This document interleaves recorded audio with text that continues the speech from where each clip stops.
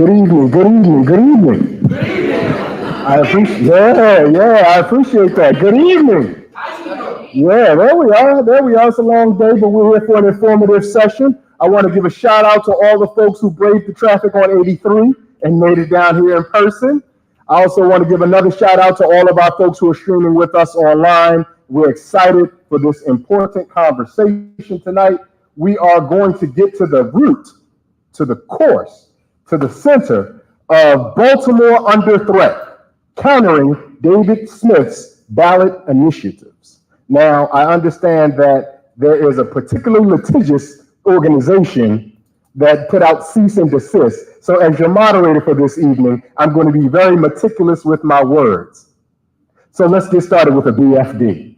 Our panel today features, I appreciate that person who got our joke. Our panel today features a number of illustrious community activists who are on the ground in halls of power and in every place where important conversation needs to be had. And we're going to start with, to our left, we have Joshua Harris, who is a civil rights, equity, and communication expert. Let's give him a quick round of applause. Next to him, we have Mr. Andy Ellis of the aforementioned BFD, the chair of the Baltimoreans for Democracy. Give him a round of applause. We also have with us Delegate Melissa Wells. Let's give her a round of applause. And on our far end, we have State Senator Charles Sidnor. Let's give him a round of applause. My name is Ray Baker. I will be our moderator for this evening. You will hear very little of me, hopefully. You will hear a lot from our experts. This is the transitional phase, similar on Mr. Rogers. For those too young, it's a TV show. It used to come on PB. Don't worry about it. No. Watch this stuff. On Mr. Rogers, when you come in and take off his outside coat and put on his inside coat, we have one microphone. So I am now going to migrate, right, in the spirit of intentionality. I'm going to migrate over to my chair here at the table so we can all have this conversation and share our microphone like a good communal people should do. Speaking of people who are not communal, our panel this evening is to talk about David Smith. David Smith owns the Baltimore Sun. He is also the chair of Sinclair Broadcasting, which owns Fox 45. And we are curious, and I'm going to ask you to get us started with this, Joshua. What does it mean for opportunities for self-determination, democracy, informative and effective, and most importantly, honest information in Baltimore City, where two of the largest media outlets in one medium, reading, the other medium being viewing, are owned by the same person who has demonstrated a hostility to Baltimore self-determination and to Black political self-determination? Yeah. Test. Can you guys hear me? Does this work? All right, good. All right. So that's a really great question. My background is actually in journalism. I started out in broadcast journalism, and it's extremely important to understand. First and foremost, there's no such thing in biased, right? A lot of times you hear reporters say, or news outlets say that we do unbiased coverage. Everyone approaches any situation with the bias. What we have to work to do is make sure that we're checking and counter-correcting that bias to make sure that it isn't coming forward in how we cover issues. But when you have two of the largest media outlets in a particular city owned by the same person, that agenda shines through clear. And when you watch how stories and news are covered in Baltimore and those two outlets versus other outlets, you can see the glaring difference in the tone, the tenor, and the lack of connection to what's happening in the city, on the ground, on the grassroots level. And so what that does, though, for those who may not be involved in the grassroots level, is it limits their ability to truly understand the full dynamic of information sharing that should be occurring. And so while they may do good, feel-good news sometimes for their morning shows, the way that they cover what's happening oftentimes has an agenda. And it is a very clear agenda that we have to work to counteract and to make sure that people know how and where to read between lines of coverage. And it's unfortunate that we have to teach people how to do that, but it's critical for us to be able to understand that we have to read between lines in order to appropriately digest news coverage and avoid the biases that are being inserted into us directly without even a tagline or narrative to say that this is being paid for by the same people that own this network, right? And so it's important for us to understand the position of power that puts them in to really control how news is shaped and how it is given out to 500,000 people in this city. Does that answer the question? I don't know if Andy's looking, he wants to chime in as well. I do. Thank you, Josh. I think that sets the table well. And, in 2016, David Smith told the Trump campaign, "We are here to deliver your message." And we know what that message is. We know that message is that cities are corrupt, they're filled with crime, they're filled with homelessness, that people are misspending tax dollars. We know what that message is. We hear it all the time from Fox News, and we hear it all the time from Trump. So what does that do? It creates a climate where things like Question H, which says we're going to cut the city council, slash it by almost half, sort of seem like they make sense, not to people in Baltimore, but to people in the county who think that people in the counties who think that this is a corrupt city, that they can't handle money. They're like, well, why do they need 14 council people? But we'll talk more about Question H in a minute. I want to talk about another issue that kind of climate creates that I think will be coming up in the next legislative session. So Baltimore City is one of the 3 counties in the state of Maryland that has to put bond issues on the ballot every year. And it is the only one that is required to do so by the state constitution. So Baltimore City is required by the Maryland state constitution to put bond issues on the ballot. Those are the things that are like Question A, Question B, Question C. We should give $10,000 to this, $100,000 to that. Not one of them has failed since 1970. And they clog the ballot. And they make it harder for voters to get to questions like Question H, that is a charter amendment. But if we want to remove that, we're going to have to go to the state legislature. They're going to have to pass a constitutional amendment, and then it's going to have to be on the ballot for Maryland voters in 2026. And I assure you that David Smith will turn his propaganda machine against that constitutional amendment, and he will say Baltimore City is not able to pass it, to be responsible with its money. We need to continue to have a state constitutional regulation on them that prevents them from doing what the other 21 counties in Maryland are able to do, which is to pass bond issues through the council. Right. And so we're going to talk more, I'm sure, about this specific shrinking the council measure, but that's just an example of the type of climate that he's going to be creating and why it is bad for people in Baltimore and bad for self-determination in Baltimore. Sorry. No, that was a fantastic question. I just want to remind all of our panelists to make sure that we're going into the microphone. I know we're using our big girls and big boy and big cousins voices in this room right here. But for those of us who may be watching online, we want to maximize their capacity to hear as clearly as possible. Andy introduced the idea about Baltimore going to the ballot for bond measures. Delegate Wells, if Baltimoreans are so used to going to the ballot and saying yes, yes, yes, yes, does it feel like Mr. Smith and those supporting these kind of ballot measures, Question H, and we will get into specifics about Question H momentarily, does it feel like they are preying, P-R-E-Y, on our consistent habit of saying yes to do things that are functionally subversive to democracy? The answer is yes. I mean, you knew that.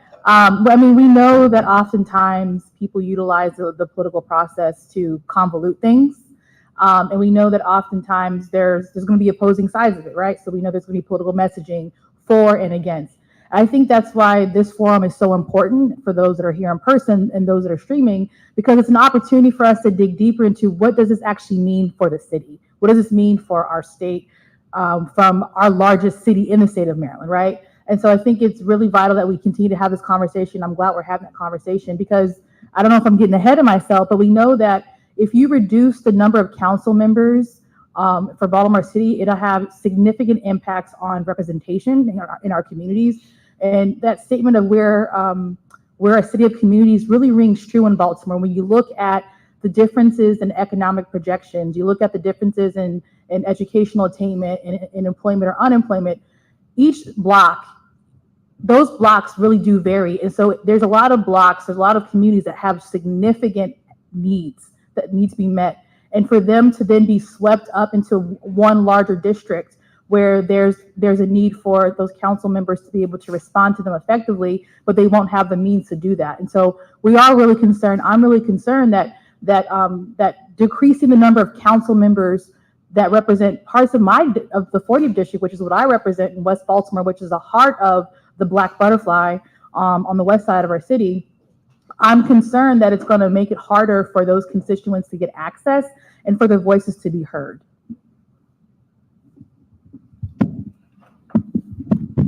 Senator Sidnor, I want to ask you specifically about representation and equality. You're a state senator, certainly, but in Baltimore County, there's somewhere around approximately 30 to 31%, if I'm not mistaken, of the county is Black. Am I right to know that there's just one Black council member?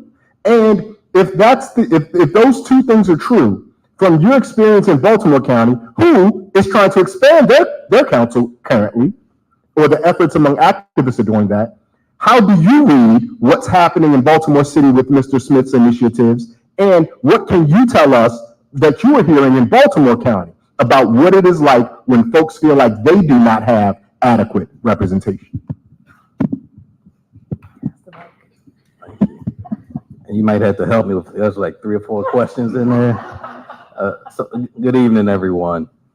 So I'll start in Baltimore County. You're absolutely correct.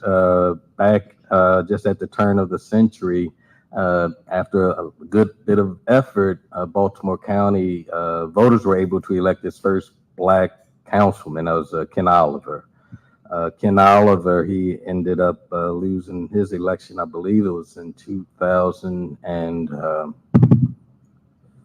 I think it was the 2018 election. Julian Jones then succeeded him. He became council president. So he is the sole Black representative in a council or in the county that is about 50% white, 50% minority. We have been attempting to do just the opposite of what's happening in Baltimore City and actually expand our council. Since Baltimore County was a charter county, it's had 7 elected council people. We were a part of an effort to increase it it was an effort called Vote for More. So we wanted 11 members so that you would have about 1 council person to about 80,000 voters or constituents. Unfortunately, that measure didn't go forward. I think most of us who were supporting it ended up falling just short. Had a lot of signatures that were thrown out. And the council, what they also did, they had a committee that looked at the issue, and they could not agree to the 11. So they ended up picking 9 as kind of the compromise choice. The county went ahead, put forth a bill that to make it that was going to be voted on by the citizens of Baltimore County this upcoming November. The issue, though, has been that in addition to expanding the council to 9 voters, what this council also did, which I allege is against the charter, is they created a map, and they already divvied up where people are going to be and how the council lines are going to be drawn. And it's problematic. Me and a number of other elected officials have partnered with the ACLU. The ACLU has sent a letter to the county council, and we've kind of explained to them where they've missed the mark, and I don't know if they're changing course or not. There was one piece of legislation that was passed by or introduced by Councilman Young. So we're trying to dial back some of the language, but it's not going to be in time for this ballot initiative, which is going to be there. And a number of us are trying to fight it. And we're kind of going to be facing that same issue that you talk about, where people just yes. And So that's where we are with that. I have no problem challenging what goes on in Baltimore County. A few years ago, when they did a redistricting map that I thought kind of packed black people into one district, I partnered again with the ACLU. We took them to federal court and won and made them change their map. That inspired me to introduce legislation at the state level so that people like me you wouldn't have to go and find an ACLU or a private attorney. We would have the attorney general able to come after local jurisdictions if they were violating people's voting rights. So that's where I am. We're likely going to end up in court, is what I think.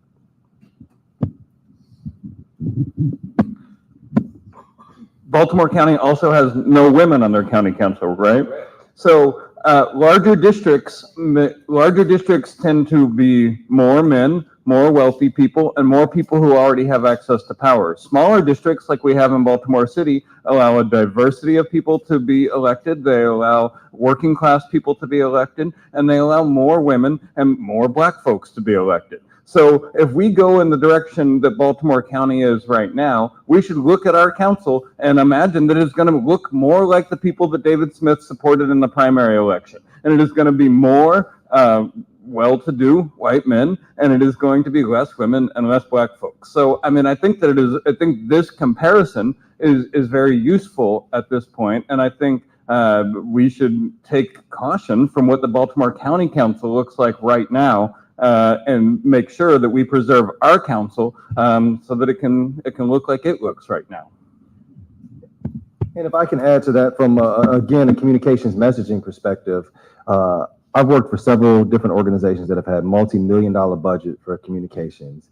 And the one thing that I found in common is that we spend the majority of our communications budget figuring out how do we move people emotionally to get them to our side of the aisle, right? Whether we're talking about women's reproductive rights and pro-choice versus pro-life, whether we're talking about public school versus private school, all of the energy is spent in how do we get people riled up emotionally so then they stand on our side. The reality is that we have to spend our money effectively educating people on how to look at and decipher these issues, right? And so when we look at an issue like our council size, right? What should that be based on? Andy just touched on a very important part, representation, right? It should be reflective of the constituents that live in that city, right? It's extremely important. And so teaching people to think through, okay, it sounds great. Oh, we reduce the council size and we'll be able to pay council members more, so we'll get better services. And then you realize that right now, our council is 14 people. We have 14 districts, 14 people that represent. The last time that we had a council of 18 was 1952. So our council has already been reduced. 1952 was when Baltimore City's population was at its highest point, 900,000 people, almost 1 million people. But what else happened in 1952? Not everyone could participate in the process in Baltimore City in particular. Sometimes we forget this, but we are below the Mason-Dixon line. We are in the South for all intents and purposes. So if in 1952, the council size was 18 people and it's already been reduced down to that, and we have more people able to participate in the process, we want to ensure that more voices are heard, that more people can get their concerns across, and we don't get that by reducing the amount of seats at the table. And so we have to do a better job as organizations and individuals on spending our time having the tough conversations so that our constituents and so that voters can think through the pros and cons of each of these ballot initiatives that are going to be proposed before them and before they get to the ballot booth. Because when you're in there and you've already got an idea of who you're voting for, and then you get these questions, it's like, oh crap, you're rushed. And I'm not making excuses. As someone who's been a voter, who's gone to the booth, I'm like, oh, what is this? All right, I've done it before. Sounds good. And we have to get out of that mentality and really understanding the nuances and the potential negative outcomes based on how we vote in the ballot box. Does that make sense? Certainly. I want to pick up right on that point about the nuances. And in that nuance, I want to talk about the divergent groups that are coming together to oppose question H. I recognize we can begin our conversation, and this is me, I've led it, without defining question H, at least rudimentarily. And question H seeks to shrink the size of the Baltimore City Council from 14 districts to 8, functionally having the size of the Baltimore City Council. Andy, I want to talk to you because everybody who's here knows LDS. They know to get down. They know the colors. They know who you're here for, right? You sitting here as the white man at this black museum with this black organization, but also the chair of BFD, Baltimoreans for Democracy, that has done partnership work and supports in its own way the other coalitions that's working together. Baltimore City's Not for Sale. Ostensibly, we're hearing all of these different groups with presumably different interests coming together to reject question H. As Joshua alluded to, very rarely do we see such mounted grassroots efforts around ballot questions. Andy, why do you think so many different folks from so many different interests are rallying around the notion of what the critics would say is saving city council jobs? Yeah, so I am a member of the Green Party, so I don't really care that much about Democrats who are elected in Baltimore City and the Baltimore City Council, but I do care about the city having a functional democracy and good representation. So Davon and I were on the Charter Commission this year, and we looked at this initiative that was coming, and we knew it was a problem. We knew that a wealthy individual from outside of the city who has an agenda that is against the people of the city was trying to use the ballot process in order to be able to have a council that is, frankly, as Joshua said in our press release last week, easier to buy. It's easier to buy a council of 8 than it is to buy a council of 14. So Baltimore for Democracy came together, and it includes Davon, it includes Lawrence, it includes a bunch of other folks from a bunch of other grassroots organizations as well, because we understood a couple of things when we were looking at this issue, on the Baltimore City Charter Commission. We understood that the electeds needed to get together and the Democratic Party needed to get together and pay as much attention to the general election this year as they normally do to the primary election.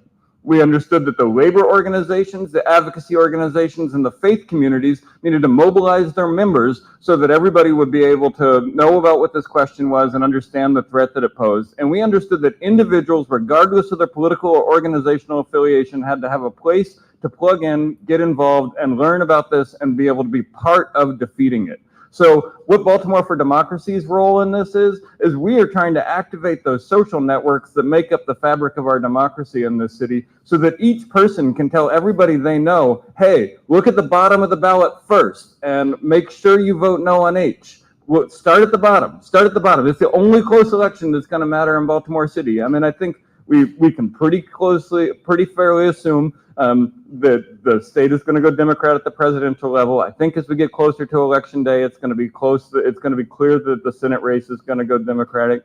But that question on the bottom of the ballot, question H, that is the real threat to democracy in our city because a wealthy white man from Baltimore County wants to shape the council in the way that he envisions it. And so we need to get everybody involved, and we don't need to be competing with each other. We need to be collaborating with each other. So we've been working with Baltimore City is Not for Sale. At our press conference the other day, Ryan Dorsey and Odette Ramos and Senator Joe Carter spoke, but they also spoke alongside people who are just, neighbors who saw this and were like, this thing is scary. They were talking about with small business people and with a whole group of folks. And if we want to beat this thing, we're going to have to be able to challenge the notion that these things always pass. 98% of them have passed since 1999. And that's not because voters aren't paying attention. That's because the structure of our ballot, which puts all these ballot questions on, and the structure of our charter, which forces small changes, mean that by the time you get to question H, you've had to read 11, 12 paragraphs. And a different time, forcing somebody to read 11 or 12 paragraphs in order to make a democratic decision would be called a literacy test. And we need to think about this not as a voters are lazy or voters are problematic, but that the structure and form of our government right now clogs the ballot. It clogs the ballot and it makes it difficult for people to discern the important questions. Question H is an important question. Start at the bottom of the ballot, vote no on question H, and then do everything else you want to do. So I just wanted to point out, Andy had mentioned a number of the elected officials, the council people who are actually opposing this. So I just wanted everyone just to frame and think about this. In Baltimore County, when we were doing the vote for more, we actually had a number of council people who didn't want to do that. So you have council members who are fighting against what? Essentially getting more power. Because if you reduce the council, those council members would essentially have more power. And they're saying, no, don't do that.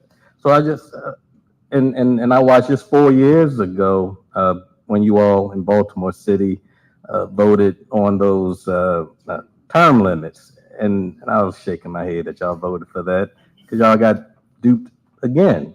Or duped, not again. Hopefully you don't get duped again. But just even with that issue, I've always told people, I mean, I have no issue with term limits at the executive level, but with the legislature, it takes years to kind of understand what's happening with government. And if you put this, let's use a sports analogy, you have your number one starter. You don't take them out and put a rookie on, take her out and put a rookie in because they've been, I mean, and that's essentially what you all are going to be forced. You're going to have a rookie government in a few years because you're taking out people with a lot of experience. So again, I know I'm in Baltimore County, but I fully support what you all are trying to do in stopping this. And just to add a little bit more to that, when you just using term limits as an example, what that does is it puts more power in the hands of the unelected and the few, specifically the bureaucracy and high-paid lobbyists, right? Now, I'm not saying all lobbyists are bad, but it puts more money, it puts more power in their hands because they have the institutional knowledge to know how to move things. They understand how to move that legislation. And you come in as a second-term delegate, there's a lot that you do learn that in the first, I'd say probably your first 2 years, and you're growing. And so to imagine someone only being able to come, only basically having 6 years to truly be really effective and independent and good at what they do, that just means that you're cutting people off before they can actually continue to have more impact in their communities. And so not the exact same scenario, but in terms of the power dynamic, reduction of the city council will have that similar impact. I want to, okay, in a second. I want to say a thing about term limits. I understand why legislative term limits are bad, but I think if you ask 7 and 10 general election voters, they might agree with term limits. I think term limits are actually a relatively popular thing, and I think that you have to hear folks like the senator and the delegate to explain why term limits are bad. I do not think reducing the city council is a popular thing. And I think that if most voters knew that this ballot initiative would increase the number of voters that their council person has to serve, they would vote against it. And I think the key here is to make sure that every voter knows about this so that they're not tired by the time they get done at to the bottom of the ballot and that they know what this question actually does. So I appreciate the point about term limits, and I think this question is different than term limits because I think term limits are actually popular, and I think this question is not popular as long as people understand what it's doing. I think it's also important to note that very rarely, I don't know that I've ever seen another time, where you get grassroots activists, organizations, labor unions, business owners, and elected officials all on the same page about anything. And yet everyone is represented in opposing question H. That is a rarity. I don't think that I've ever seen it in my 15 years of doing work in Baltimore City. And so that should be noted. It's extremely critical to understand that there's a reason that everyone is opposed to this. And we all have a part to play in making sure that folks understand the negative outcomes should we reduce the size of the city council and allow this to pass. Or as my grandmother consistently reminds me, those 10 two-letter words, if it is to be, it is up to we. We all have a part to play in educating. It's not just my role, it's not just Andy's, it's not just Delegate Wells, it's not just Senator Sidnor, everyone. We have to spread and make sure that our friends, family, or in the words of our late Congressman Elijah Cummings, lottie-dottie and everybody understands that we have to vote against question H. We know how unique and special it is to have so many different groups coming together, as evidenced by the fact that Senator Sidnor and our brother Andy are sitting here, and they're about to get into a fight over term limits. So, so before we get into that fight,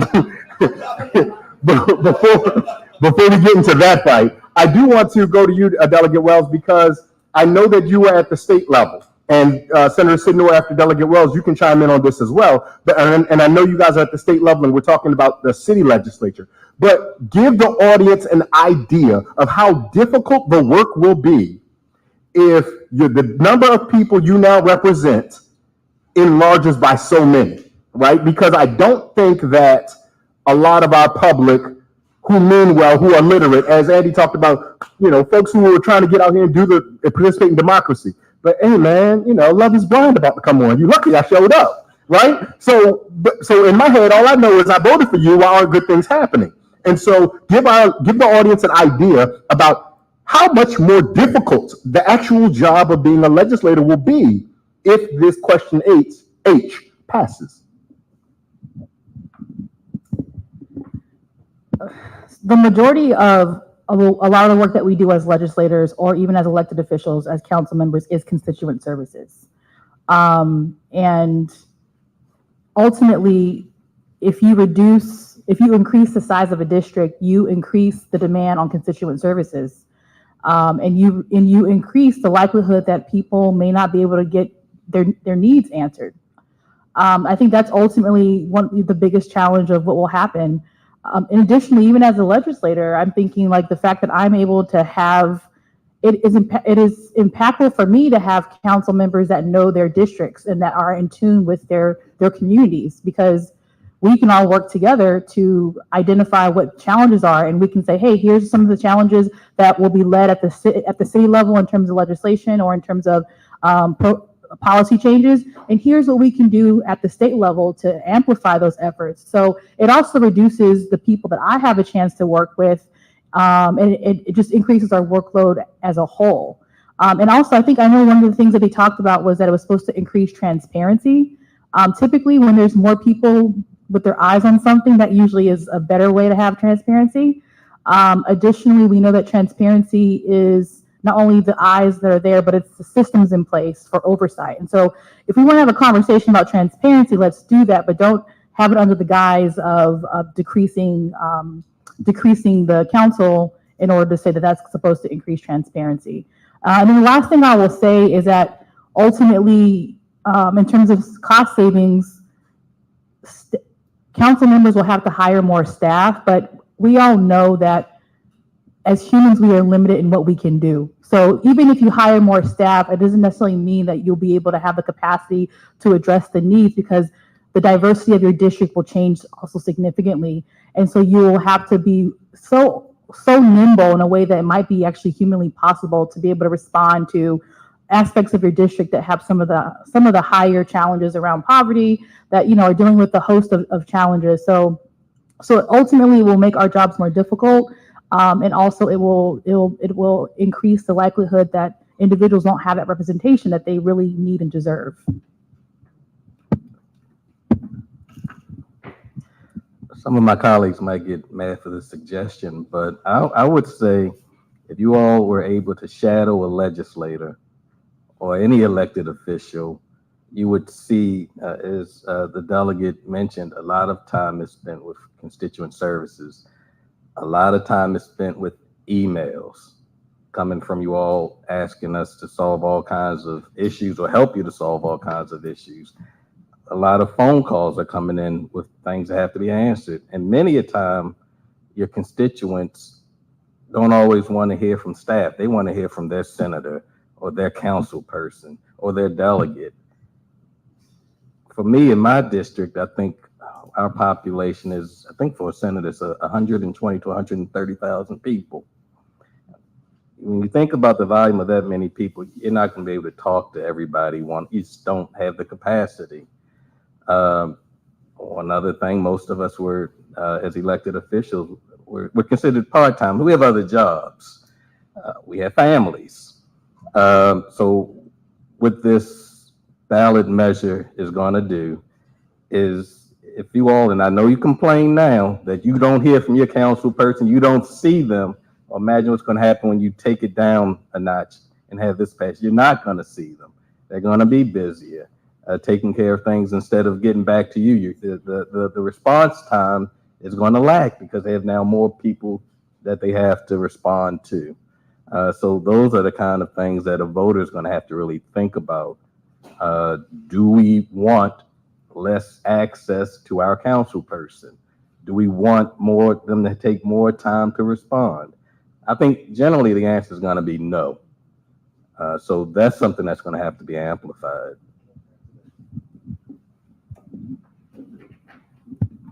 So I used to work for Senator Sidnor when he was Delegate Sidnor, and he used to send me to community meetings, and at all of them, they told me, we want to hear from him. We don't care what you have to say. Because people do want to hear from their elected official, and I'll have to go back and say, oh, well, I expressed that this was going on. They want to hear from you. And the other thing I'll say is that I have the privilege of being able to call or text any of the council members directly, including my own. And I'll be honest, if I didn't have that capacity, I don't know that I would get any of my constituent services taken care of. And so for me, one of my roles as being grassroots has been to help my community to be able to get things done by having direct access to our elected official. And when you increase the size, as the senator just said, that just like adds a whole nother layer of how you're able to have access. And I think that most, as the senator said, in Baltimore would agree that our number one issue is getting constituent services taken care of. And so reducing the amount of representation on the council only amplifies and exacerbates that problem. And I think that that's a good thing to make sure that folks understand that this is one of the key reasons that we want to vote against question H, along with the representation and equity components of it, because we want to make sure that our council is representative of the constituents that they serve. And the last thing that I'll say is we cannot forget to talk about exclusively the influence of big money interest when we have a smaller council. Someone said it earlier, but I want to make sure that you understand it is much easier to buy and pay for 8 council seats than it is for 14. And so when we look at actually having council members and elected officials that come from grassroots and are connected to community, it is much more important that we have more people and more seats at the table to have a shot that those seats weren't just bought by those who have the largest bank account. So it's important for us to keep that in mind. We are using a lot of language that these are David Smith's ballot initiatives. And there's somebody in Baltimore City who might be offended right now. Mr. Giovanni Patterson. He has been the face of an organization called, ironically, Peace. And Giovanni is a Black Baltimorean. Joshua, I'm coming to you to start, and others on the panel, feel free to chime in. Joshua, you work in racial justice. You work in equity. Are we not being just and equitable to Mr. Patterson by not properly lambasting him for trying to shrink our city council? I don't know if that was a trick question or not. I think that it's extremely important for us to note, yes, Baltimore City is a city that is 68% African American. That does not mean that people of color cannot be used to implement the plans of white supremacy. People of color have been and will continue to be used as vehicles to implement tools and plans of white supremacy, right? And so it's extremely important for us to understand it and say that explicitly, that we're not having these conversations in Montgomery County about reducing the council size. We're not having these conversations in Anne Arundel County about reducing the council size. We're having this conversation in the largest city in the state of Maryland that is predominantly a Black city. There's a reason for that. And so whether we're not being equitable, I'm happy to have the conversation with Mr. Patterson. We have to understand that, again, people of color have been used as vehicles to implement white supremacy historically and will continue to be.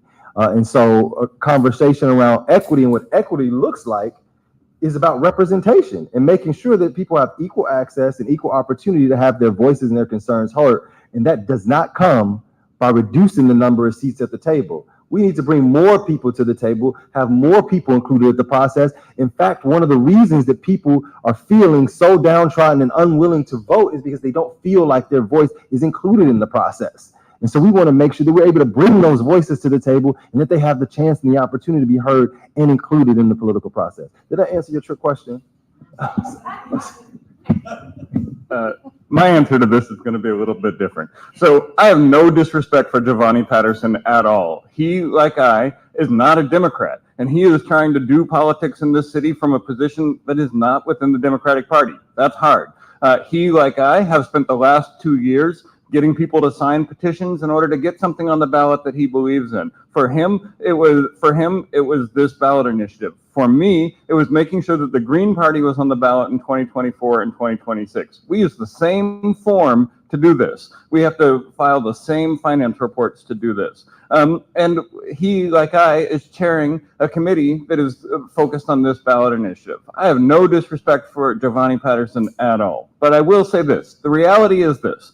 Peace has one donor over the last 2 years, and that is David Smith. And he has spent $415,000 on helping Giovanni Patterson get this thing on the ballot. And he has spent $415,000 because campaign finance laws, which regulate how we spend on normal candidates and normal campaigns, do not apply to ballot initiatives. So while Giovanni Patterson has $5,000 in his bank account right now, according to his last filing with the State Board of Elections, I expect that David Smith will write him a six-figure check in the next couple of weeks, just like he did in September of 2022 when term limits was on the ballot.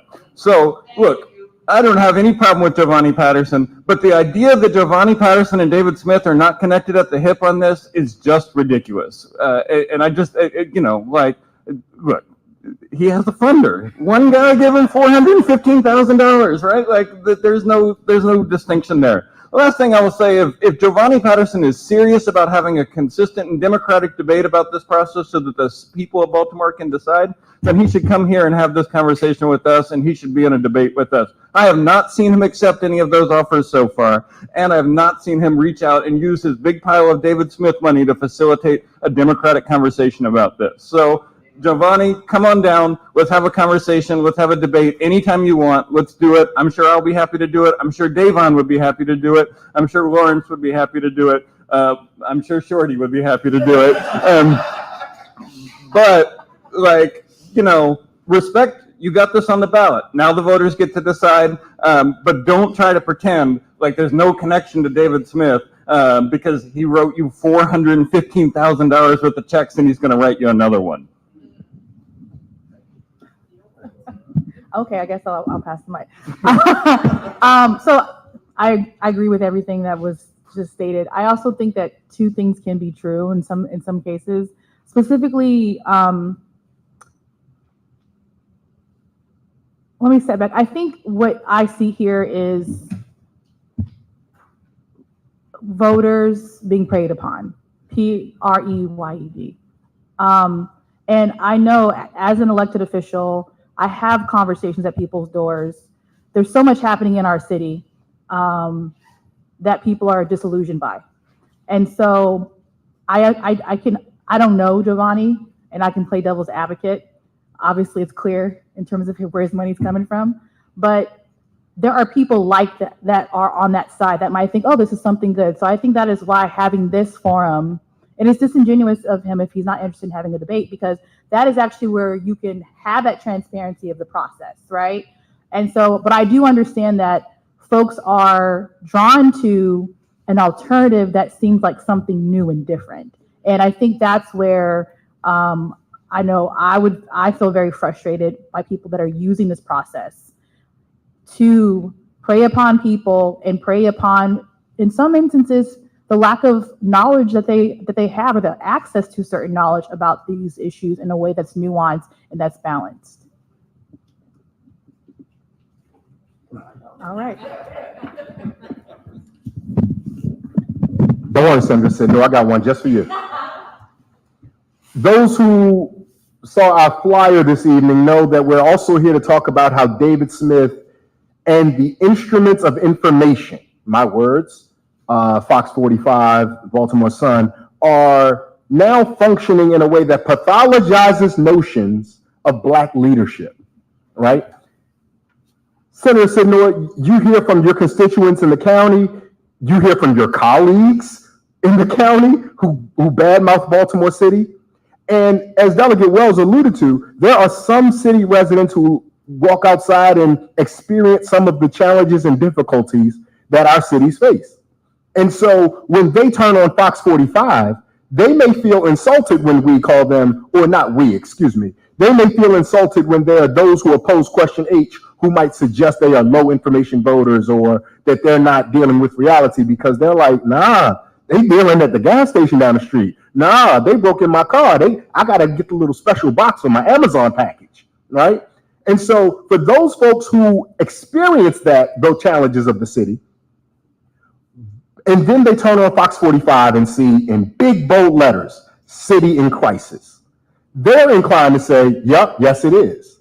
But we are here talking about that David Smith is pathologizing notions of black leadership, right? Famously, a current Fox 45 anchor who was not at that station at that time said, well, we had one black mayor woman do this and one black woman mayor do that. Do you think we need something else, right? What message? You said my question was a little too long last time, so I'll get to the good part for you. Here you go, Senator.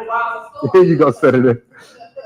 What do you say to those Baltimore City residents, even as a county senator, whose lived experience to them feels like Fox 45 City in Crisis is confirming what they're seeing, and now they may be more apt to support the notions that David Smith puts his money behind?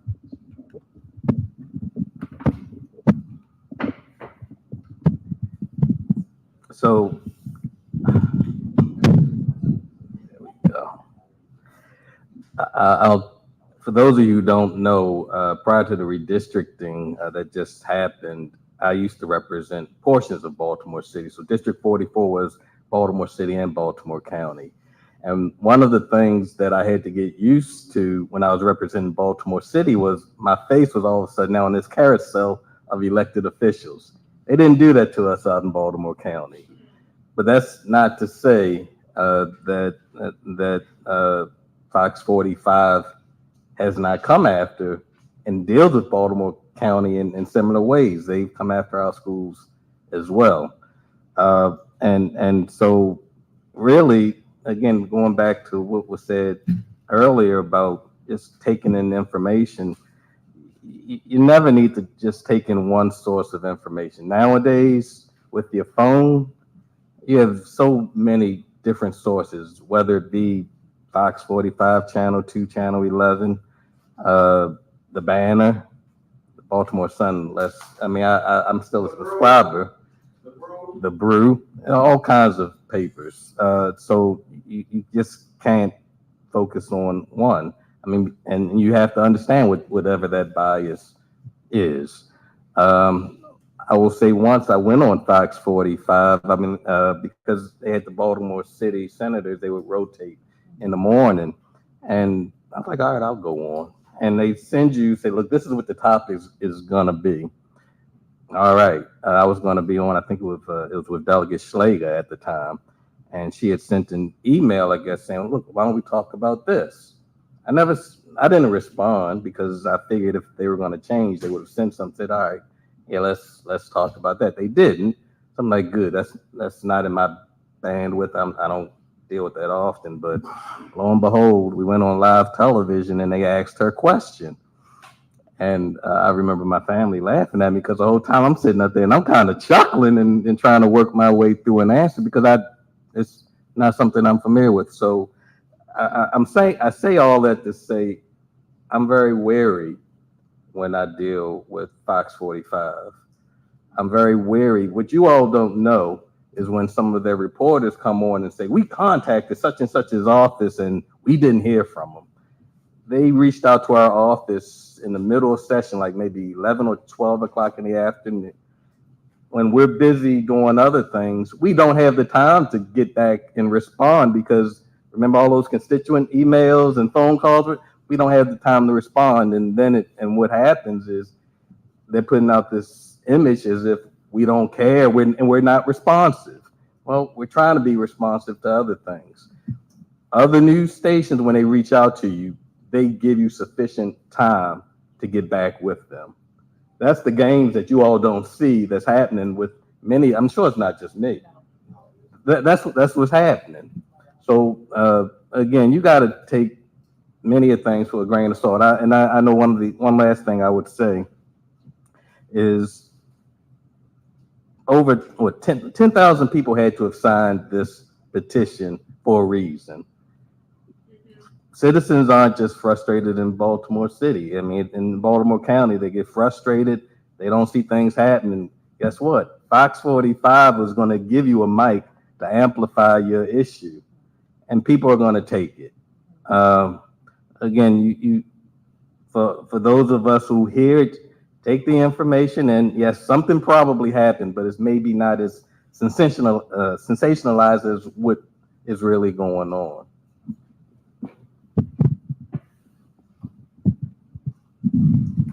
Andy, I'm going to come to you because in addition to being the chair of BFD, and forgive me for repeatedly, the joke, IYKYK, right? But in addition to being the chair, you're also active and instrumental in the Green Party here in the state of Maryland. And our ideas or questions around Black leadership and the criticism that David Smith and the entities of David Smith have largely of Black elected officials. One could make the case that it's against the Democratic Party. It's not specific to race or anything, but the Green Party, if I'm not mistaken, in 2016, ran for mayor of Baltimore City a Black man named Joshua Harris, right? So Andy, give us a little bit of insight on the Green Party's position on democracy, on leadership, and as you acknowledge about Mr. Patterson, you're just like, hey, we're doing the same things he's doing, but you clearly have a distinction in how and why and where you're doing, and your understanding of the capacity of Black Baltimoreans to be a part of and at the front of the leadership space here in this city. So look, I think that David Smith and Fox 45 lodged criticisms of Democratic electeds that a lot of people agree with. Many people who are Democrats agree with some of those criticisms. They agree with the way that they have concerns about the way that the city is run. They have concerns about the way that power is consolidated. They have concerns about the way that development dollars flow to certain people. And I think there's legitimate criticism there. And I think one of the things that Joshua's campaign did and other campaigns did was to provide a different view of what the solution to that criticism was, right? So if we think that the Democratic Party has too much power and too much control in the city of Baltimore and in the state of Maryland, the answer to that is not to switch to the Republican Party. The answer to that is to embrace a more full community-based multi-party system in which people have different choices for representation. Now, we can have a whole different forum on like multi-party democracies and things like that. In fact, we recently did one with Baltimore Racial Justice Action about the ability to have multi-party democracy be a vehicle for racial justice. So I think there's a whole lot to talk about on that. But I do want to talk about one piece where I think, have something in common with Devani Patterson, and that will come before the General Assembly this year. So we are working to get on the ballot. We have to work very hard to make sure that we can get on the ballot in Maryland. We have to use the same petition forms that Devani has to use. In Maryland, ballot access for people, parties, and policy goes through a petition process. And those petitions are paper petitions. You write your signatures on them. And the reason that 4 More for Baltimore County got defeated was because people couldn't read handwriting on signatures. People could not, get addresses addresses didn't match exactly. And Linda Dorsey Walker did an incredible amount of work to get that passed because she believes fully, she's a Democrat who believes fully in Black participation and Black democratic participation.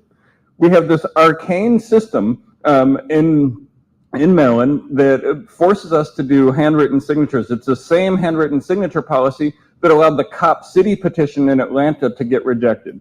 And so what I want to say here is that we have been pushing a policy that would allow there to be electronic signatures, that would allow people to cure their signatures, that would allow people to vet their signatures, because we believe that more choices equals more representation. And we think that the General Assembly, we've brought this in front of your committee the last couple of years, and we think that if this ballot question passes and David Smith is able to get question H passed, we're going to end up in a situation where Montgomery County delegates want to make it harder to get stuff on the ballot.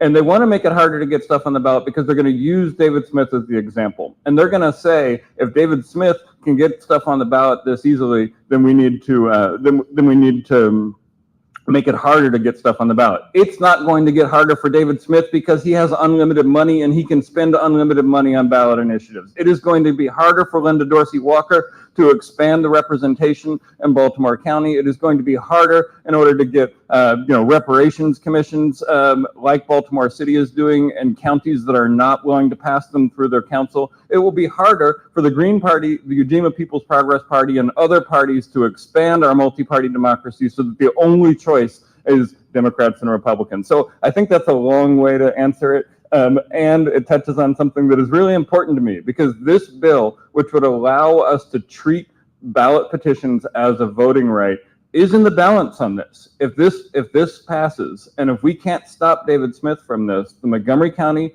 Council will ask the state Senate and the state legislature to make it harder for everybody to get anything on the ballot that is not a Democrat or a Republican. And I think most people think more choices are useful. Think that the level of representation that we have right now is not great. And so it was awesome to get to work on Josh's campaign. And it was awesome to get to see how excited people were to see a choice in the general election that they felt represented them better than Kathy Pugh or Sheila Dixon did. And it was awesome to be able to do that. And we will lose our ability to do that, or at least it will be under threat if this passes, And so, yes, long way to answer the question, but I hope that does it. I think Andy said it all. It's important for us to educate voters so that we also can preemptively stop the folks who want to reduce our democratic power, right? And so we have to do this work now, because if we don't, then they're going to preempt. There's lots of good things that come forth on ballot initiatives, and community and grassroots folks who push those ballot initiative efforts. We do not want to reduce democracy or reduce the power of democracy. And so we have to do the work. And by we, I mean all of us. I mean a big W, we, all of us have to do this work to educate voters so that we don't have to worry about them attempting to reduce our democratic power in the future and moving forward. So let me ask a follow-up to you, because you bring a great point, and I want all of our panelists to chime in variously after Josh. Josh says it's important that we educate our voters. It's so hard working, picking up kids, living. But yet we're sitting here criticizing David Smith for propagandizing Baltimoreans. How do you suggest Baltimoreans distinguish between when people are sincerely trying to educate voters or when they're being propagandized? Because I would imagine our critics of us here today would say that we are engaged in propaganda, but we firmly believe that we're engaged in voter education. And so I'm starting with Josh because he's closest and he just mentioned this, but to our panel, how do we suggest voters distinguish between when someone or some group is voter education versus propaganda? Well, the first way is to look at the money trail. Number one, as Andy mentioned, this peace organization being funded by one person, but not everyone knows how to look at the campaign finance reports, which is fine. But the reality of it, those who are really doing voter education work, they're your neighbors. They're in your community. They're at the grocery store. You will see them. You can touch us. You will see us. We have coalitions of individuals, coalitions of organizations, labor members, labor unions, etc., that are doing this work to educate voters and outreach. We are all reachable and touchable. We're not in some mythical, magical place up here. You can find us. We're in your community. And I think that's the important part, to know who's in community versus who's talking about your community, right? Who's actually in your community versus who's talking about your community.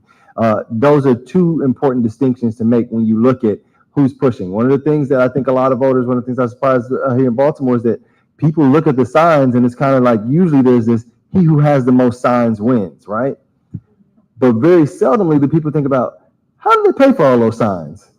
Where did the money come from for all those signs? Like, it's not always a good place. Sometimes it's just maybe they pooled and it was $10, $20 donations like we did on my campaign that was able to get signs, not as many as the others. But asking those critical questions is also an important part of that.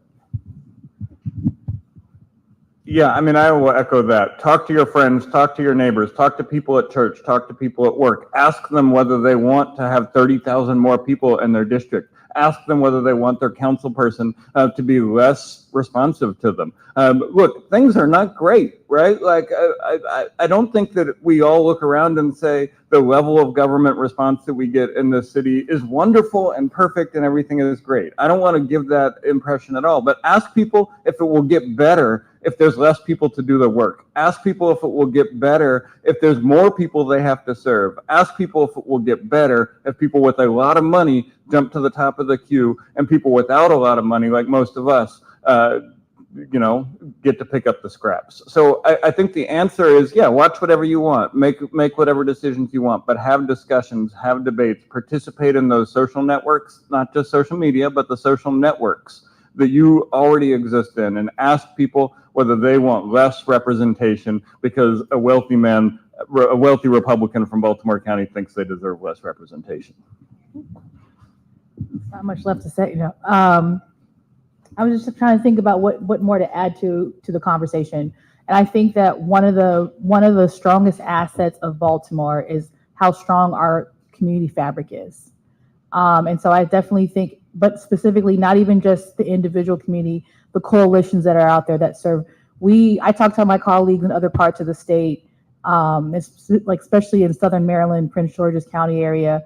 And, there's a lot of support that we have here in Baltimore City. And there's a lot of organizations. We have a really rich fabric of community associations that are built, that are doing a lot more. We still have block captains in some areas of our city. And so I think that continuing to build a sense of community, it's changing though, right? We know that community is looking a little differently than it did previously, where it's not just the geographic area itself online.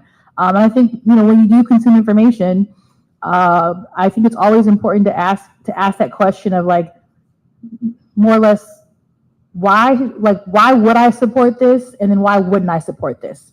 And I think that if you begin to start asking yourself those questions, then you can start to peel back the onion to identify, like, what are some of the things, because sometimes we have to remember how much information we're able to get access to as elected officials, as folks that are in the advocacy movement.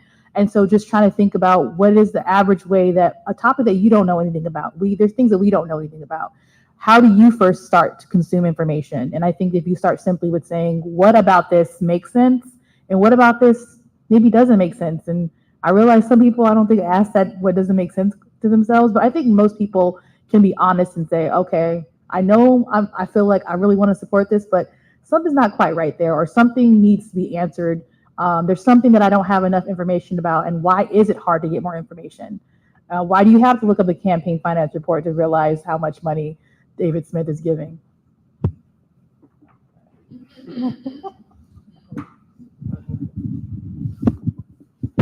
Delegate Wells raised a great point that I hope there's a Baltimore County resident by the name of John Harbaugh listening when you say, why am I doing this? Why am I not doing this? About a concept called running the football. I imagine that's a different form for a different day. My apologies. We are going to move into our question and answer period very quickly. I wanted to make sure that we have an opportunity to hear from our audience. And when you have a question, the way that we'll do it is you guys will raise your hand. Our good sis up front, MJ, will come to you. She will articulate the question to us up front. I will then repeat the question, so those watching on the stream will be sure to hear the question, and then we'll turn it over to our panelists to do that. So you guys begin to formulate your questions. Give us one more question here for the panel, and then we'll move forward.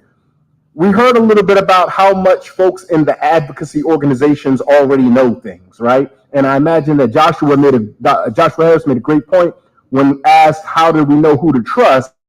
Basically, it's the same folks you ignore all them on election years, because we're the same ones telling you, please pay attention to this, or what do you think about that? And so I think that that's one of the valuable places to start.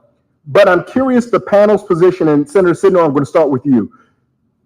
One of the things that we found at the federal political level is that so much attention attributed to former President Trump means that other actors who are offering the same ideology and or public policy, who may not have the same outward incompetence, are able to move through unharassed. If David Smith becomes Baltimore's boogeyman, but then there are other actors who have similar ideologies or plans. Do our work focusing on David Smith, do we undercut our own good intentions by naming that, or is it valuable to have a singular target that we all can focus on?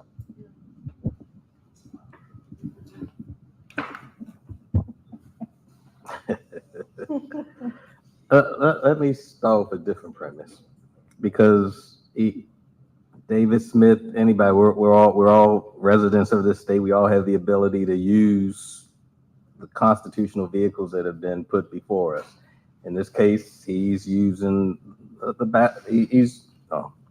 he's funded. He's helping to finance a ballot measure. Are there others with his ideology? Obviously so. We deal with them in the General Assembly all the time, more so in the House than in the Senate. But there are people out there with those ideologies, which is fine. I don't think anyone's looking for a monolithic type of a universe. Many times and the thing that's great about democracy is many times when they come up with those ideas, it's up to us to be able to push back and challenge.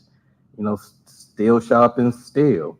If you have the better idea, then you should be able to defend your idea. I think in this case, I don't think it's a good idea, and I think the audience here has had an opportunity tonight to hear why it's not a good idea. But he has all the right in the world to finance it according to the law. Mr. Patterson has all the right to put it forth because that's the world that he wants to live in. And 10,000 other plus citizens who ever signed it.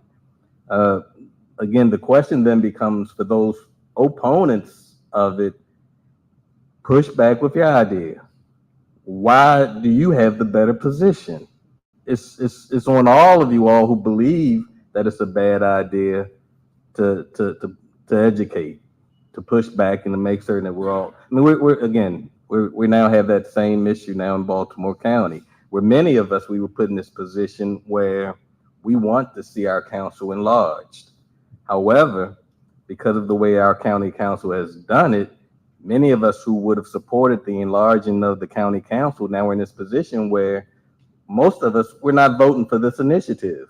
We'd rather it go down in flames, but what's going to happen? We have just a couple months. We're not as organized as you all are here in Baltimore County. And if our voters do the same thing that most ballot voters do, we're going to have an expanded council that we now don't want with a number of strings attached to it. And we're going to end up in litigation. So again, it's up to you all. He has all right to believe what he believes, to push whatever agenda he has. That's what makes this country great. So is that good? I know I took it in a whole different direction than what you wanted it, but. Answer something. Can I? Can I add to it? Okay, because part of your question was, should we, I think what I heard was not only focusing on giving so much attention to David Smith when there's others. I think you have to put a face to the devil, right? That's what you have to do all the time. But specifically, though, you utilize those faces though as a way to illustrate like what they are doing. And we know that there are people that they are sometimes using racist dog whistles, and sometimes they're flat out saying racist things. That they are keepers of systemic racism, systemic inequality.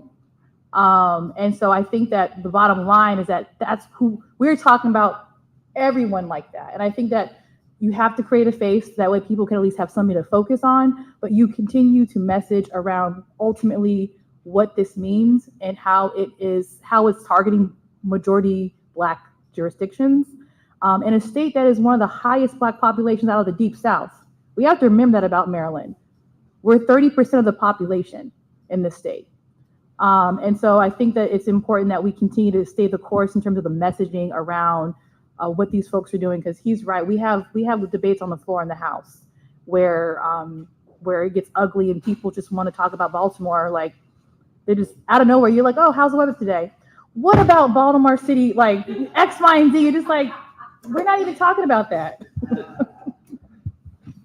So we don't just have a David Smith problem, we have a democracy problem. We need a thicker, more participatory democracy where discussions like this are the norm, where more people are getting information from discussions like this, more people feel able to participate in discussions like this, and they can be hosted by us or they can be hosted by Peace. I would love it if Peace would update the events on their website since 2023 and host some forums like this so that they can actually engage people in the question. But they're not doing that because they don't need to, because they have a wealthy man who is backing them and they're taking advantage of what they see as a democracy problem as well. They assume that people are not going to get engaged in this conversation. They assume that people are not going to come to forums like this. Look, David Smith is just one rich guy. He's not, as rich guys go, he's not even that rich.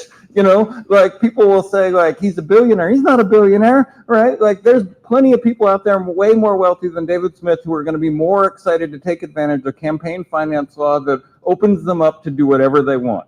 I want to make this point again because it's so important. Ballot questions have no limits on contributions. No limits, right? So any candidate, any person, any corporation can give as much money to a ballot issue committee as they want. And if we don't develop the infrastructure as community to be able to have these discussions, to be able to figure out how to talk to our neighbors about it, they're going to exploit that loophole and they're going to use their control of the media assets that they have in order to push their vision on people, right? It's pretty clear that that's what's happening here. And so, look, we need to, one of the things that we talked about a whole lot on the Charter Commission is we need to get better at building and flexing those democratic muscles so that somebody does not look at a ballot question and say, I can spend $415,000 and change the shape and form of Baltimore city government. We need to beat this so he knows that he actually has to spend the money in order to win the thing and actually have a good idea and participate in the debate. If we win this thing,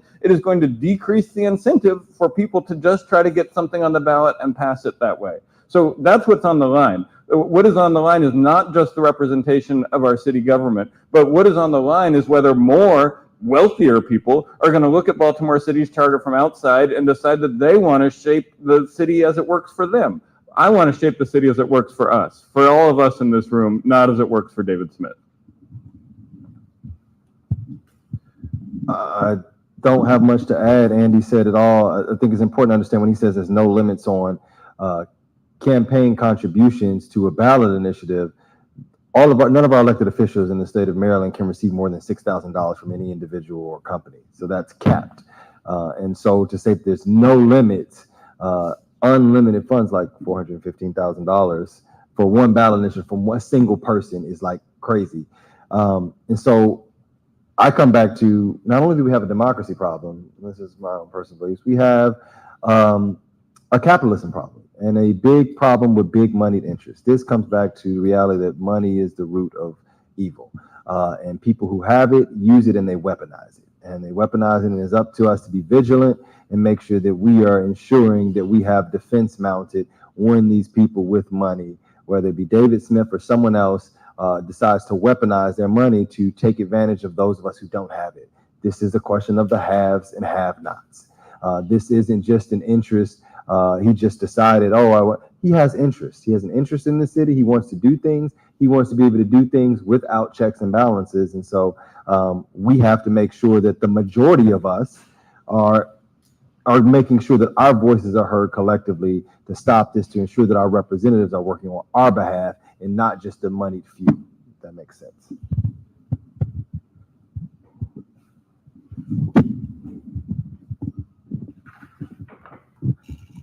Just given what Josh said, I mean, but in this case, it's not the representatives. You all, the voters, get to vote on this. So it's the voters and what you want.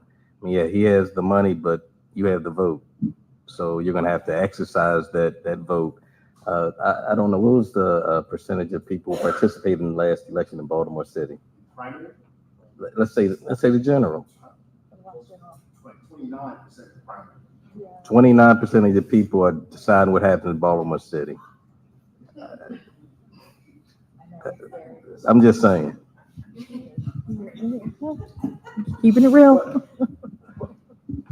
But what I also say is that has been one of the the things that they've tried to use as an argument for reducing council size, saying we have more people and less people are participating in the process. But when we look historically, which I went through the numbers before I came here, so if you go back to 1998 and before, historically, we've seen, even in general elections, only about 18% of people going all the way back that have historically participated. So that's not a number that is unique. We have seen a slight increase in that. I can't pass up this opportunity to say, in a two-party system or in a one-party system, most people are disengaged. Over 50% of people in this country at this point are identifying outside of the two-party system. And if we had a multi-party system that had more parties that were more representative of more people would participate in the general election, and it would be harder to get ballot initiatives like this pushed through. So I would love to have another one of these forums about a multi-party system. I don't want to go too much into that point, but it is important to say that it is part of the problem here is that a two-party system or a one-party system in a place like Baltimore City makes it so the general election largely doesn't matter, right? Like, people are not irrational for not going and voting for their city council person that's unopposed, right? Like, they're not irrational for not voting for Harris, who's going to win by 38 points or something like that, right? Like, we need to, people certainly, with a close Senate race this time, I think people are paying a little bit more attention to the general election. But part of this democracy problem is a two-party system that the media has agreed to and that, people are taking advantage of. So I couldn't avoid making that point. And, Brother Andy, it ain't no sense in being a place where they're giving out microphones if you're not going to say your piece, right? You wasted a good microphone if you don't say your piece, right? No, we're going to go to the audience for our question and answer. While we're getting ready for that, Senator Sidnor made me think about something when you initially responded. Senator is so diplomatic. We can see why he gets elected, right? As the right answers. And he said that Mr. Smith and others are exercising their constitutional rights and are using the vehicles that the Constitution has allowed for them. And I think Joshua introduced something that the word capitalism, right, that sometimes can have some murky connotations to it. A thought exercise that I walk some young people through when I engage the morality of capitalism and the American electoral system is that we positively incentivize having money in order to have access to your elected representatives, present company excluded. We positively incentivize having money. Crass and crude analogy I am going to offer. Crass and crude. If two people distribute illegal narcotics and the customer is a pregnant woman and one says, no, my morality tells me I should not do that, and the other one says, her 20 spent. Which one is the better person? Which one has more resources to pay for a fundraiser? Questions from the audience. Yes, please. I have a comment and a question. The comment is that I didn't see in the publicity that this was going to be live streamed. And had it been published, maybe I missed it, but had it been publicized better, more people would have access to this wonderful forum. And I have been on LBS programs before, and I can't hear as well. I'm glad I came in person, but I'd like to suggest better publicity about the live streaming. The question I have is, I think a quick and easy one. At the very beginning, I believe you made the comment that Channel 45 was the biggest biggest TV station in Baltimore. What is the, how does that define the biggest? What does that mean compared to the other radio stations? I'm going to repeat your comment and then your question, and then we'll get into the answer. The comment was the audience members suggested that on the promotion, they did not see enough advertisement around this program being live streamed. It is live streamed on LBS's YouTube channel, which, if I'm not mistaken, even after this, for those in attendance here, you can go back and watch again. So if you wanted to catch something else, or if you wanted to share with someone who may not have watched the live stream or may not have been able to be in attendance, it will live there on YouTube for you to go back and see it there. The question that was asked was, how is it determined that Channel 45, Fox 45, is the #1 station in Baltimore? Self-propaganda, when they offer, we're #1 in Baltimore. And often we find that some of the other stations, I won't name them, that does no good service for them, will acquiesce to that and will acknowledge Channel 45 as a dominant station. Now, there are Nielsen ratings that some people respect and some people do not, and all of the metrics that we use in journalism and communication are right to be scrutinized. And if any of the information that is shared publicly comes under dispute or disagreement, singularly, I'm just speaking for myself here, I have no problem with you disputing or disagreeing with any of the self-promoted information. One thing that I can say that we do know is that Fox 45 does have, if not the largest, an important, sizable audience in the Baltimore metropolitan area. We know that because we hear in our advocacy work so many of Fox 45's talking points being echoed by everyday citizens. In addition to Fox 45 having such a large market share, we also recognize that a good number of Baltimoreans who have long trusted and relied on the Baltimore Sun to be their primary source of information, whatever you feel about the Sun, you're fair to feel, do not know that the people who are behind Fox 45 are currently and also behind the Baltimore Sun right now. So even if I will submit that I may have been inaccurate about the specific number or ranking of Fox 45, what is valuable for at least this conversation is that Fox 45 has a significant market share and often drive and dominate the conversation of the business community and some of our more affluent residents that ultimately make it to the ears of the advocacy workers and elected officials that we have here today and those who make the decisions about our city. Forgive me, panel, for jumping on that. I was kind of targeted, so I at least want to acknowledge that there. We have another question from the audience. We got Shorty in the back. What you got, family? We hear about Fox 45 and just mainly focusing on the media.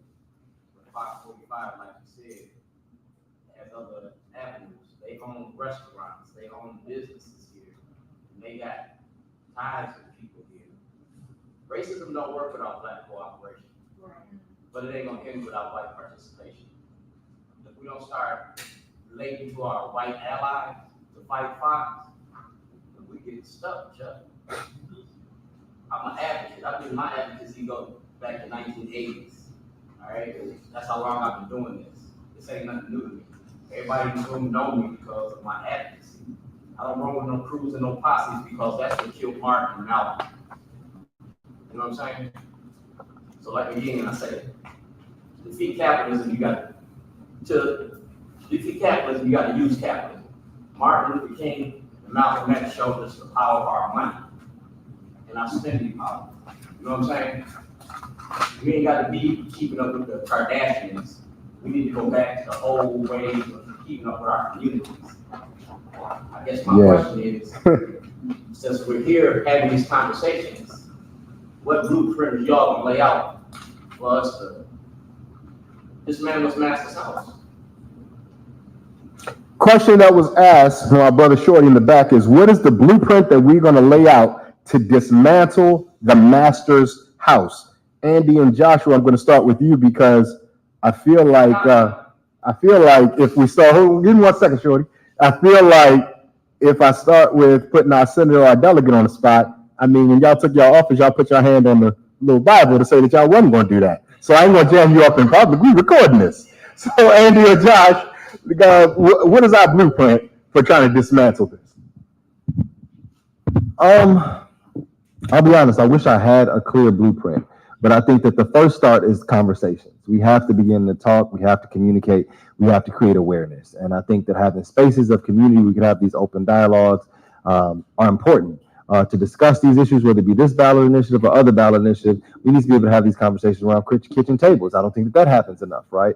And so beginning to have the conversation so that we are empowered through information, accurate information, not just propaganda that's shared with us, then we're able to be more informed as we navigate the world, as we navigate ballot initiatives, and as we navigate some of the things that are being put out in front of us as propaganda, if that makes sense. But I don't have a magical blueprint, unfortunately. I wish that I did, and so I'm interested in hearing Shorty's in just a second. Yeah, I don't have a magical blueprint either. I don't think that there's some one thing we can do to get us out of this. I don't think that we can, and if Shorty has one, I'm happy to hear it. But I think we need to do a lot of different things to get out of it. We need to be able to stop stuff like this. We need to be able to use the system in order to stop stuff like this. Then we need to be able to figure out what we want and how to use the system to get that stuff. And then we got to figure out how we get out of the system altogether, and we're not stuck trying to use elections in order to make sure the democracy works, right? Like, I think we need to have the ability to have these kind of conversations. We need to have a thicker participation that doesn't just cycle around every 4 years, every 2 years, but it's happening all the time in community, in churches, in the state house, everywhere, to make sure that people are engaged in this process. And I think we need to be willing to say, is this working? Is I'll say it again, I know the senator's not going to like it, but is the two-party system something that is working for us right now, or is it preserving the system that we have right now? Is it preserving growth in capitalism? Is it preserving a media system that is dominated by very wealthy people? Is it preserving capitalism? It's not the only answer, but it's the path that I choose to pursue, is to try to break down that system so that more people can feel like they can participate in a democracy and be involved in the things that affect their lives day to day. Last question.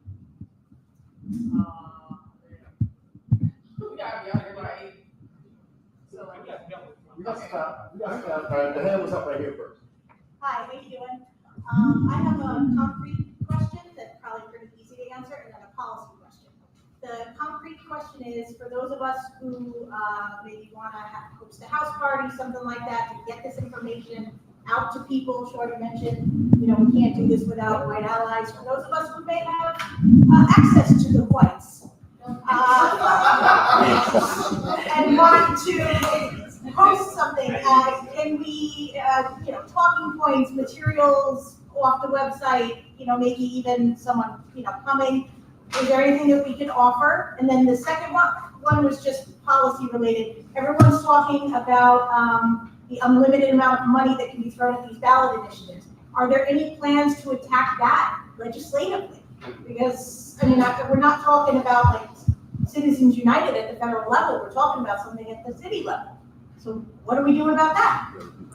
Give me 1 second to repeat the question. And the first question that we had was, if those of us in the community want to organize these kind of conversations in more intimate settings, like our home, is there a source of information that we can go to get any of that information? Is there some place that we can find that? First and foremost, there are flyers at the table when you first came in. Vote no on question H.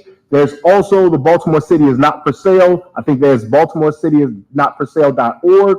And then the folks here can avail themselves or offer themselves for the kind of intimate setting and gathering. I do want to lay out the second question as well, and then Andy and the rest of our panel can go on to all of the questions. Second question: are there any plans legislatively to address, challenge, or change what's been said all night this evening about how there's an opportunity to put forth unlimited cash for campaign ballot measures? Yes? Come on now, I might as well have been a server back in the day. I could remember you all top of it. All right, so you can go to baltimorefordemocracy.org, and we have a get involved form, and it is meant to allow individuals who want to get involved to get involved. So you can reach out to us there. You can reach out to me on, and the various socials, and I'll talk to you about that. But baltimorefordemocracy.org has a get involved form. We'd love to talk to you. We'd love to do a house party. We'd love to do whatever makes sense for you. This Monday at Peabody Heights, we'll be having a postcard and button making party. So if that's something that you're interested in, come out. We're going to do more of those going. Repeat that, time, location. Yep. Okay. I was trying to get to the policy question. So Peabody Heights, Monday, 6 p.m. We will be having a button making and postcard writing and texting your friends party. We hope this is the first of several that we do on those. Let me talk about the policy question, and I'd love to hear what the senator and the delegate have to say about this. This is set at the Supreme Court. So the Supreme Court in multiple cases has made the ruling that ballot initiatives are not regulated by the rest of campaign finance law because they are not about candidates and parties. So there are Supreme Court rulings that we would have to get this court to overturn in order to limit money in politics. Now that doesn't seem very likely to me. On the other hand, we have a Democratic supermajority in this state, and we have a Democratic governor, and we have a Democratic attorney general. And if there's any state that wants to make a challenge to this, maybe Maryland should be the one to do it. We've got the people to do it. We've got a whole host of black elected officials at the highest levels, and perhaps they should take on the issue of trying to push this to the Supreme Court. Now, this court may not like it, but that's probably a reason to elect somebody who would appoint court justices who would be willing to take this issue on. So I would love to hear if you all have any policy solutions to this in the short term, but it is not a city policy. It is Supreme Court law that, is the reason we're here. So I just would probably quickly say, I definitely want to look, I think you've answered the question, so it sounds like we can't change at the state level in terms of, we can't change at the state level without the Supreme Court's work. But I feel like you mentioned, and I can ask DLS that question. There's lawyers that can ask that question. They can tell us what we can do. The other thing is, it sounds like also the way our ballots are made, the way that they're structured, it's clear that there's something in that process that is burying these questions, and then people are dealing with fatigue. So that's a question to talk with. I'm on Ways and Means, and so we have the election law subcommittee. I don't serve on that subcommittee, but I serve on the committee. So that's something that we can look into to identify, like, what can we do legislatively to address that issue, and work with the Board of Elections as well on that. Let me say one more thing on that. So this issue, I think, is going to be brought up in the Senate this year about the bond issues. So I know that there is an effort, conversations have been had. There is a Baltimore senator who is exploring this. I'll talk to you all about this in a second, but, about the bond issues. So the way that things get on the charter is really important for this. Montgomery County typically has 1 or 2 questions on their charter. Frederick County has sometimes 2 questions. When that happens, charter amendments get defeated. In 2020, when Montgomery County had a charter amendment that was sponsored by a petition, because it was sponsored by a petition to change the makeup of the council, it got defeated, and there were only a couple of questions on the ballot. In 2022, when Frederick County had 2 questions on the ballot, one of them was angering the firefighters unions, and they had people at every poll in order to make sure it get defeated. The less questions on the ballot, the more it is easy to focus on them, and the more easy it is to defeat them. Sorry to steal your thunder, Senator, but I wanted to get the one last question from our person in the back. Mine is very quick. Are there any organizations that are just focusing on having people outside the polls, especially for early voting, on this one question alone? And how do we sign up to be one of the volunteers for that? We'll take a second question, and then more. And my question is about, it's easy for leaders of a beautiful struggle to become isolated. Oh, they're the ones that care about that one thing. They keep talking about David Smith. To try and falsely make it like leaders of a beautiful struggle is out for an individual. Where else have you, who have access, been hearing this conversation? What other organizations are aware and against this idea about David Smith being able to buy this piece of legislation and without throwing anybody under the bus, just to broaden out, because I personally know that this conversation is happening very widely around the city. So the idea that Leaders of a Beautiful Struggle is against it, and if you're against it, you're with them. This is that kind of false isolation that happens a lot in politics. So just, if you would like to, if you could, to shout out some of the other conversations around this particular issue that you're hearing. Certainly. Before I pass the mic, I'm going to repeat the question for those listening. The first question we had in the back are there canvassers who are going to be at early voting sites and on polls on election day to make sure that folks are aware to vote no on question H? That is our first question.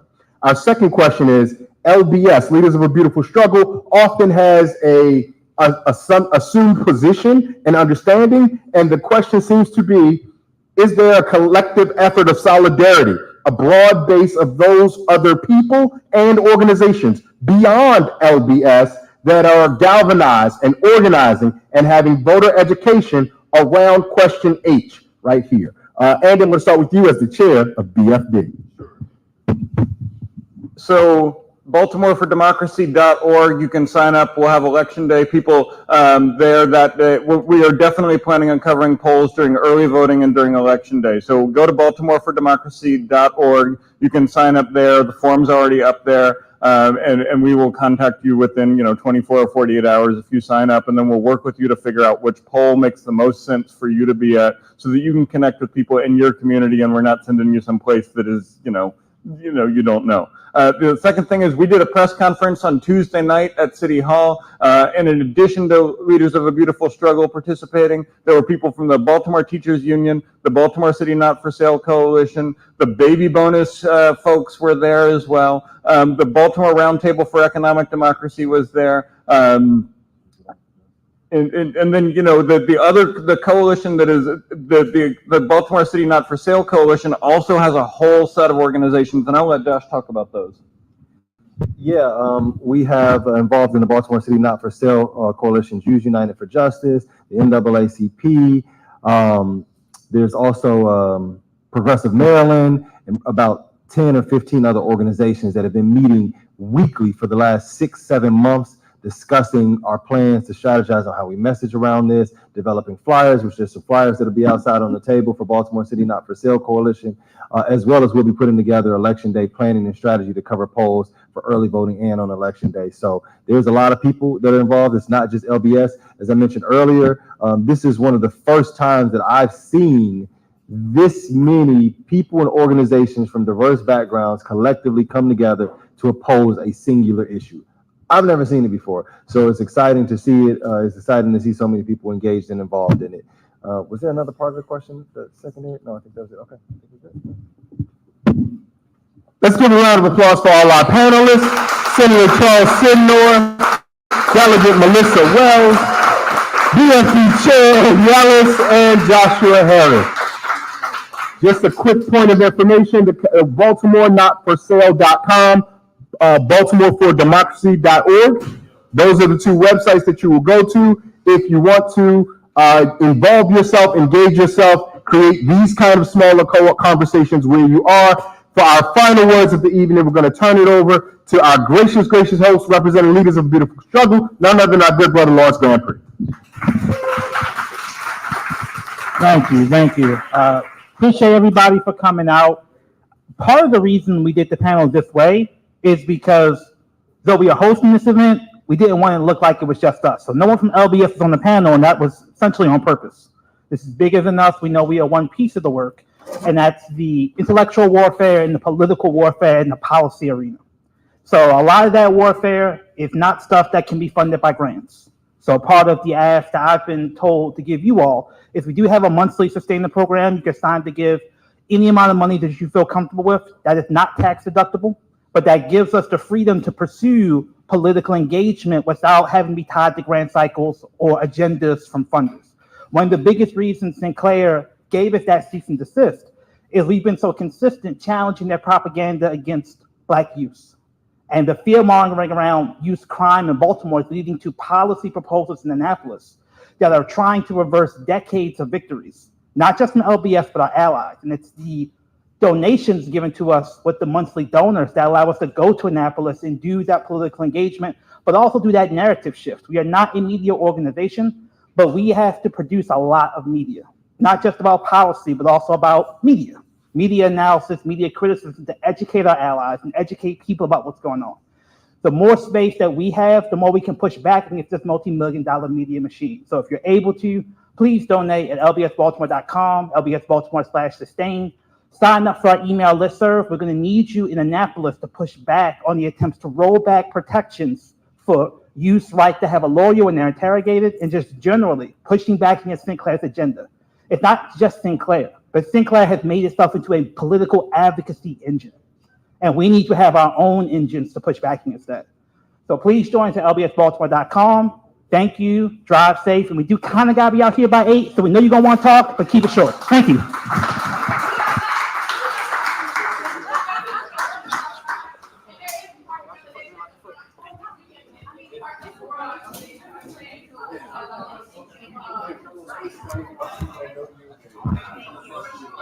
Thank you.